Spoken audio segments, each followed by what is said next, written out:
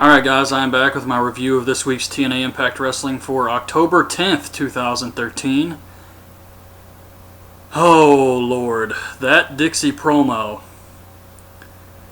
that was sad. That was just hard to watch. So Dixie Carter comes out and she says, she's talking about Hulk Hogan but says we're never going to mention his name again. She doesn't need him.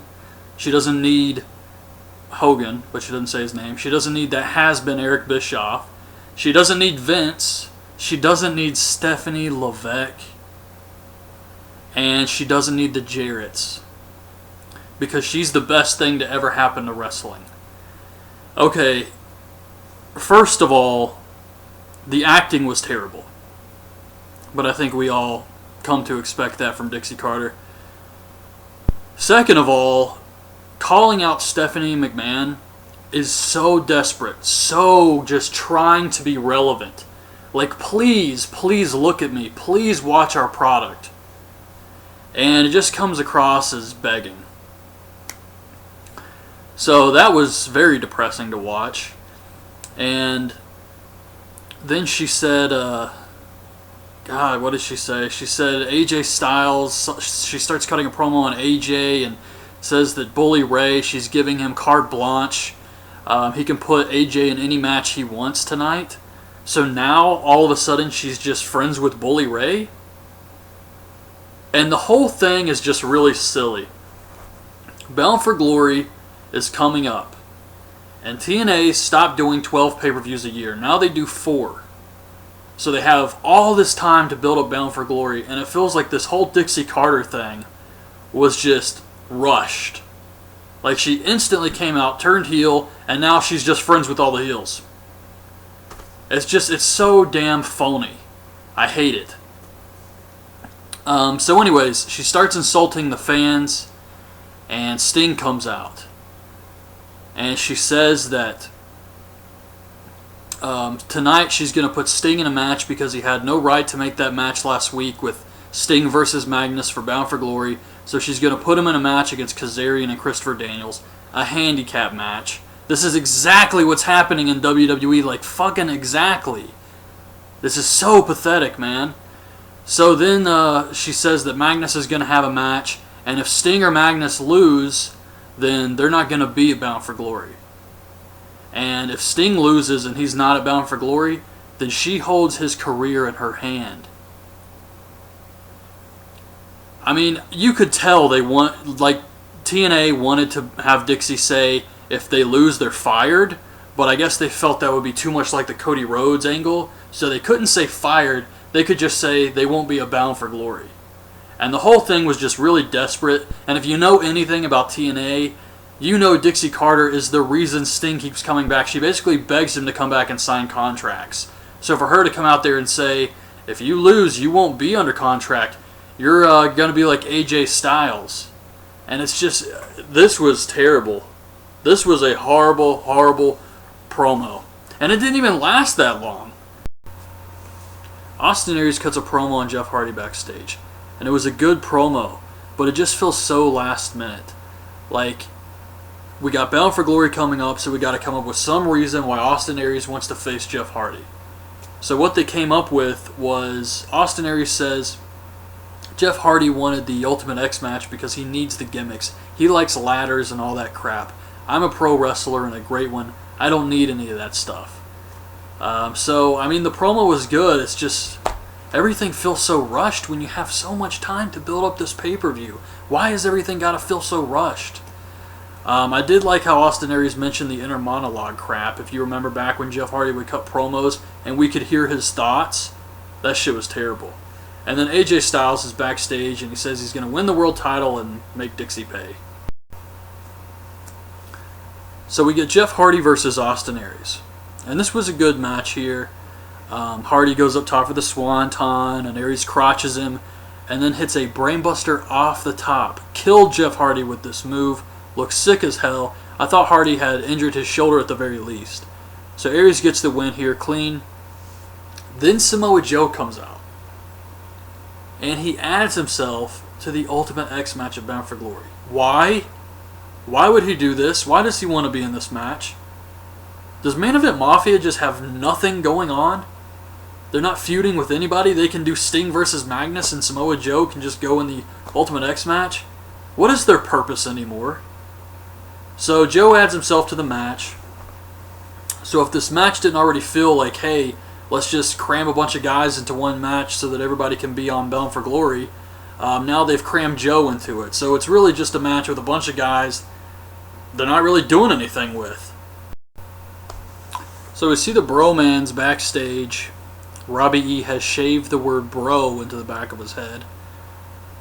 And they're talking about how Jesse lost to ODB, and Jesse says, I'm going to go out there, and I can't remember what he said.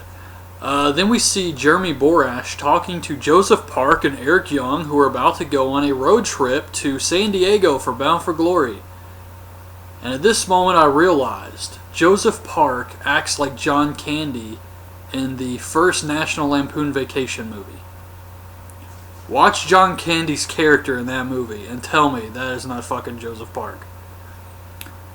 So this was goofy, like buddy cop type stuff. And then they remember ODB has a match, so they can't leave yet. So then we get ODB versus Jesse with Eric Young at ringside, and Eric Young fights Robbie E to the back, and ODB's beating up Jesse, and then Lady Tapa comes out. And I actually thought this was pretty cool. Jesse just leaves. He just goes away. And Lady Tapa lays out ODB. She actually got her in the Tongan Death Grip at one point, Ming's old finisher in WCW. But yeah, Lady Tapa lays out ODB and then holds up the Knockouts title. So Bully Ray is talking to Nux and Bischoff, and Nux says, man, you're killing us. We're down to 3 members. You're killing our club. So once again, they don't include Taz. And Bully Ray says, look, I'm not killing it. That was Ken Anderson. And tonight, Dixie Carter is letting me put AJ in a match. It's Bully's revenge. And I want that match to be you two against AJ Styles. Nux and Garrett Bischoff against AJ. So that's happening. Then we see Magnus and Sting talking about the big Bound for Glory match. And Magnus says, we got to get through tonight first. But the way they were talking about the match, I mean, you know they're going to win their matches on this show just so that they can have the match at Bound for Glory.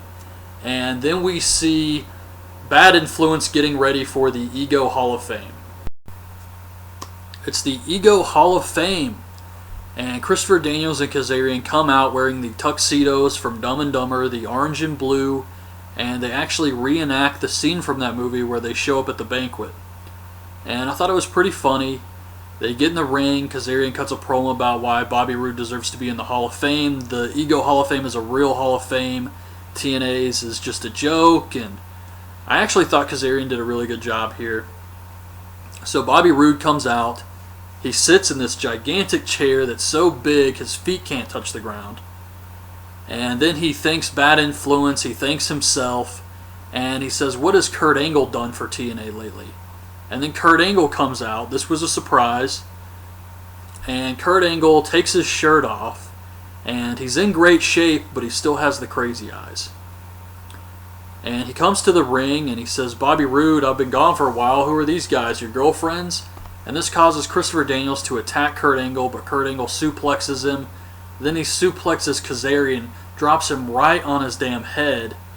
And he gets Bobby Roode in the ankle lock, but Roode escapes. And then Kurt Angle says, at Bound for Glory, it's going to be Bobby Roode versus Kurt Angle. So another match is added here. And I believe the pay-per-view is next Sunday. So it's Brooke Tessmacher versus Velvet Sky. And Velvet comes out with Sabin. And Sabin uses his jacket to cover up her ass. And he does some stuff like that, kind of like Mark Marrow and Sable back in the day. And at one point, he tries to give Velvet some directions on how to beat Brooke Tessmacher, and while she's distracted by this, Brooke rolls her up and gets the win. So, yeah, that was...